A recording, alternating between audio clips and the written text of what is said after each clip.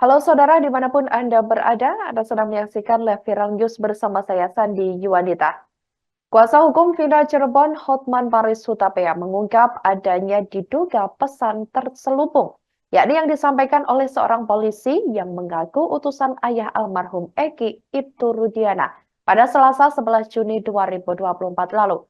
Berdasarkan pengakuan Hotman, pihaknya sempat didatangi seorang anggota polisi dan memintanya menjadi kuasa hukum keluarga Eki. Hotman mengatakan kejadian tersebut terjadi sekitar 4 hari yang lalu.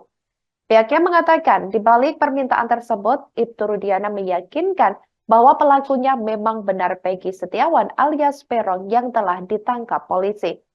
Ia menduga hal itu agar kasus ini terfokus pada Peggy saja.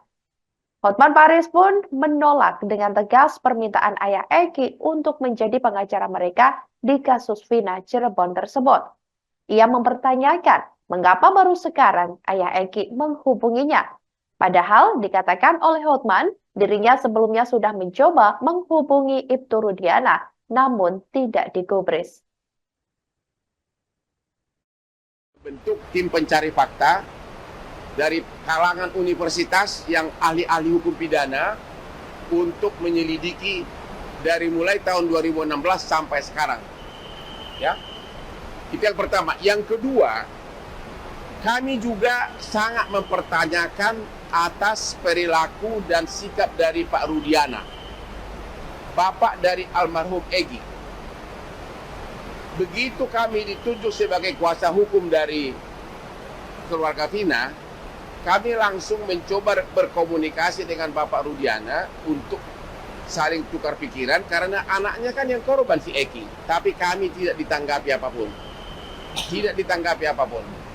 Namun tiba-tiba sekitar 4 hari lalu ada seorang oknum dan oknum polisi mengaku utusan dari Pak Rudiana ini mau menunjuk kami sebagai kuasa hukumnya. Tapi ada pesan terselubung di mana bahwa Pak Rudiana itu yakin pelakunya adalah Peggy. Ya. Ada apa nih? Kenapa baru sekarang bereaksi? Dan akhirnya kami dari tim hukum 9 menolak menjadi kuasa hukum dari Pak Rudiana karena kami melihat mempertanyakan ada apa. Padahal dialah yang dari awal mengikuti kasus ini. Dialah dilaporkan peristiwa ini oleh saksi-saksi. Dan juga kenapa dia diam selama ini? Kenapa baru sekarang? Sehingga seolah-olah targetnya yang penting Peggy dihukum selesai, kasus ini selesai, rakyat puas. Dan itu tidak mungkin. Bentuk tim pencari fakta. Kuasa hukum Vina, Hotman Paris Hutapea, mengungkapkan alasannya menolak menjadi pengacara keluarga almarhum kekasih Vina, yakni Eki. Hotman mengaku ada yang janggal dalam permintaan tersebut karena sebelumnya saat tim 911 menghubungi ayah Eki, Ibtu Rudiana untuk berkomunikasi ditolak. Namun, kini Ibtu Rudiana disebut ingin Hotman Paris menjadi kuasa hukumnya. Hotman menyebut pihaknya mempertanyakan sikap Ibtu Rudiana sebagai ayah kandung Eki, pria yang dibunuh bersama Vina pada tahun 2016 lalu.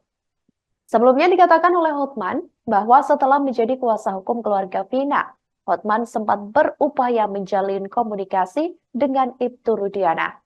Namun respons Ibtu Rudiana tidak sesuai dengan harapannya. Beberapa hari berselang, pihak Ibtu Rudiana tiba-tiba meminta Hotman menjadi pengacaranya. Permintaan itu pun langsung ditolak oleh Hotman Paris. Ia lantas mempertanyakan kembali terkait sikap Ibtu Rudiana yang dinilai janggal. Tahun 2016 sampai sekarang. Ya. Itu yang pertama. Yang kedua, kami juga sangat mempertanyakan atas perilaku dan sikap dari Pak Rudiana, bapak dari almarhum Egi. Begitu kami ditunjuk sebagai kuasa hukum dari keluarga Vina, kami langsung mencoba berkomunikasi dengan Bapak Rudiana untuk saling tukar pikiran karena anaknya kan yang korban si Eki. Tapi kami tidak ditanggapi apapun. Tidak ditanggapi apapun. Namun tiba-tiba sekitar 4 hari lalu ada seorang oknum polisi mengaku utusan dari Pak Rudiana ini mau menunjuk kami sebagai kuasa hukumnya. Tapi ada pesan terselubung di mana bahwa Pak Rudiana itu yakin pelakunya adalah Peggy. Ya. Ada apa nih? Kenapa baru sekarang bereaksi? Dan akhirnya kami dari tim hukum 9 menolak menjadi kuasa hukum dari Pak Rudiana karena kami melihat mempertanyakan ada apa. Padahal dialah yang dari awal mengikuti kasus ini. Dialah dilaporkan peristiwa ini oleh saksi-saksi. Dan juga kenapa dia diam selama ini? Kenapa baru sekarang? Sehingga seolah-olah targetnya yang penting Peggy dihukum selesai, kasus ini selesai, rakyat puas. Dan itu tidak mungkin. Tahun 2000 Nasib tersangka kasus pembunuhan Vina Cirebon, Peggy Setiawan alias Peron turut disorot kuasa hukum Vina, Hotman Paris Hutapea. Prediksi Hotman, ada 2 kemungkinan final yang bisa terjadi dari penyidik terhadap Peggy. Hotman Paris menyebut bisa saja Peggy dinyatakan tidak bersalah oleh pengadilan dan akhirnya dibebaskan. Ia merujuk pada hasil berita acara pemeriksaan terbaru tahun 2024 terhadap 6 terpidana kasus Vina, di mana 5 diantaranya menyatakan bahwa Peggy tidak bersalah, sementara 1 lainnya mengatakan bersalah. Di sisi lain, jika ternyata pengadilan menyatakan Peggy bersalah, Hotman menganggap kasus ini akan menguap tanpa kejelasan. Masyarakat, terutama keluarga Vina, dinilainya dapat merasakan kekecewaan begitu mendalam terhadap prosedur penyelesaian perkara di Indonesia. Hotman Paris lantas meminta Presiden Joko Widodo membentuk tim pencari fakta untuk membongkar kasus pembunuhan yang belum secara jelas terungkap sejak 2016 ini. Hotman juga mengatakan tim pencari fakta wajib netral dan diharapkan melibatkan ahli hukum dari sejumlah universitas. Tim pencari fakta juga diperlukan untuk menguak informasi dan data baru yang nantinya bisa diserahkan ke penyidik Polda Jawa Barat.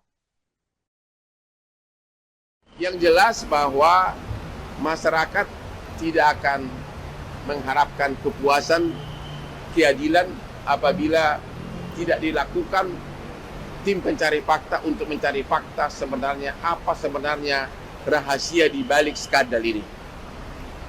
Itu inti daripada konferensi pers ini. Ya, saya kasih contoh. Di dalam BAP tahun 2024, 5 terpidana menyatakan Peggy tidak terlibat. 1 terpidana mengatakan terlibat. 5 lawan 1. Kalau 5 lawan 1, harusnya kan yang menangnya suara terbanyak dong. Harusnya, walaupun di dalam KUHP tidak diatur. Harusnya Peggy itu tidak tersangka karena 5 menyatakan dia tidak terlibat. 1 menyatakan terlibat. Tapi sekarang terus difokuskan kepada Peggy. Mungkin targetnya oleh penyidik yang penting ada 1 orang yang divonis biar masyarakat puas. Ya. Keanehan kedua lagi, di dalam berkas persidangan BAP dan putusan, semua terpidana mengatakan 11 pelaku. DPO itu tidak fiktif.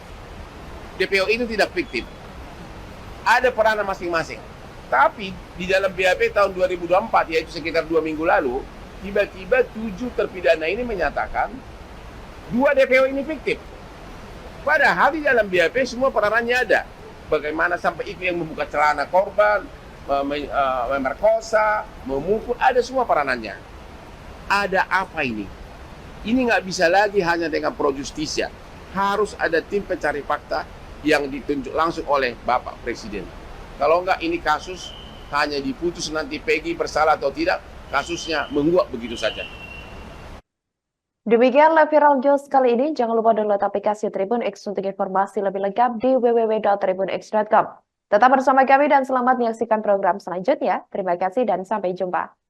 Download Tribun X sekarang, menghadirkan lokal menjadi Indonesia.